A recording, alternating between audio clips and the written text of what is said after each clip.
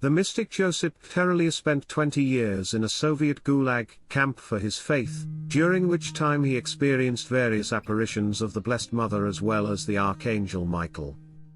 The following report was sent to Spirit daily from Josyp Terelya on a visit to his beloved homeland in the Ukraine. The report reads as follows. On August 27, 2002, two girls, Marianna Kobal age 9, and Olena Kytsur age 10, saw the Blessed Virgin Mary by the spring at Dzyblyk, a small hamlet situated between the not much bigger villages of Vilchivka and Lower Nuzhin deep in Transcarpathia. The news quickly traveled throughout Ukraine and Russia.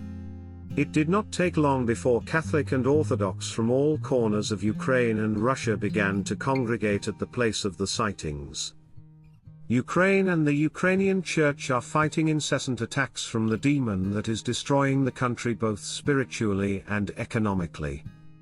These selfsame attacks are observed at all places that serve as home to Christians. When the children asked the Blessed Mother why she had come to them, the reply was as concise as it was all-encompassing. I have come to help you, so that all may be one. I wish to give new life to the authority of priesthood, so that faithful shepherds may once again guide believers to the flock of my only Son. I have come to help you unite divided Christianity. I have come to save, as my Son before me, all humanity. For I will remain here until the time when all the people of Ukraine are united into one faithful herd, until sin is washed off my people. This shall be the place of spiritual and physical refinement. Remember that you now live in the times of prophecy. I came to Ukraine in order to be here, in this holy place, and if it was allowed by the Holy Trinity to ask the Virgin Mary about the current state of affairs and whether America will receive the gift of peace. On the 15th of February, Lieutenant Mykola Kornienko and I arrived at the home of Father Peter Kobal, where I was to meet the two girls.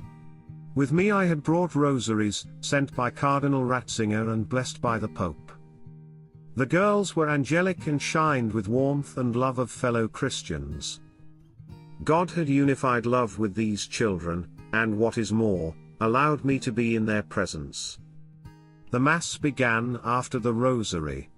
It was attended by more than the flock of Bishop Ivan Margitic. The Holy Trinity, and all the heavenly residents along with the faithful long departed took part in this Holy Mass. The Mass recited under Dzyblyk is the epitome of what the Lord wishes for his people. It unites the attendees and bathes them in peace. I had yet to see the Virgin Mary. In prayer and full of hope I asked her what will become of Ukraine and whether America will be washed clean of sin and gain peace. In reply I heard the quiet voice of Mother Mary. Ukraine has a special mission from God. It is his secret and not everyone is meant to understand it. The time will come when Ukraine will be washed clean of sin and evil. New miracles will occur here under my protective cloak. Ukraine is now bound by sin and hostility, envy and temptation. The ancient enemies have united into a common force in order to gather 10 earthly kings into battle with the Lord. This is a brave plan on their behalf, but it is not to pass. Prayer alone is no longer enough. In order to save your nation, you must not cease to create goodness and love. At 10 o'clock in the evening I found myself at Dzyblyk with 5 other kneeling worshippers and several ill residents of Lviv and far-away Odessa. At this point I had been praying for 3 hours and Mary had yet to answer my second question. What is to be the fate of America? My answer arrived at 1 in the morning in the form of laudanum-scented light carrying the Virgin Mother of Christ. You must possess humility and patience, for you also have a place in God's plan to the changes in Ukraine, she said. As to America, the Americans have forgotten that God has his own plan, and it is not meant to be changed by anyone. All of earth belongs to the Lord who gave it to his people. He wants for humanity to obey, and love him as do all parents. Today's humanity lives in the most painful of states, not only in America, but in the whole world. Americans bear witness to how fallen angels, tempted by the devil, ruin family life and destroy faith and hope and love of God. And so, the earth is wrought with a battle between heaven and hell. America is filled with fear and instability. The American people will soon see the destruction of a capitalist system initiated by the Iraq crisis. America and her politics have antagonized the world, and that is why Russia will be able to point at globalization as America's downfall, thus be able to successfully build up armaments. Since the beginning of the world there has not been such a war with Lucifer. We now bear witness to the fact that God stands with the heavenly powers as well the faithful of the world. The prophecies are being fulfilled.